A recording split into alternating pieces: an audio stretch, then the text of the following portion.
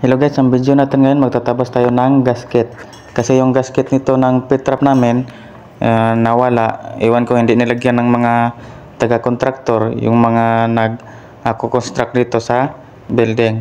So magtabas tayo para dito, para hindi na po maglilik yung pit-trap ng laboratory namin. So kailangan natin magtabas ng gasket. So kailangan din perfect yung pagtabas, kasi pag hindi perfect, maglilik po yung nut ng pit-trap.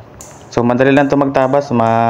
Magpalit din tayo ng flexible hose pagkatapos nito magtabas, kasi yung flexible hose nito kinakalawang na. So naglilik na din yung tubig, lumulusot na po sa nut nya.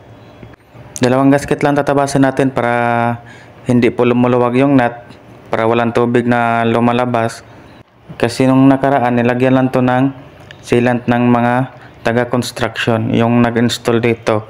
So hindi naman po advisable yung sealant, kasi nut po yung pinaglalagyan nila.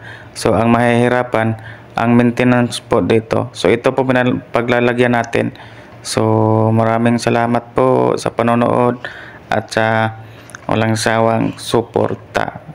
So maraming salamat.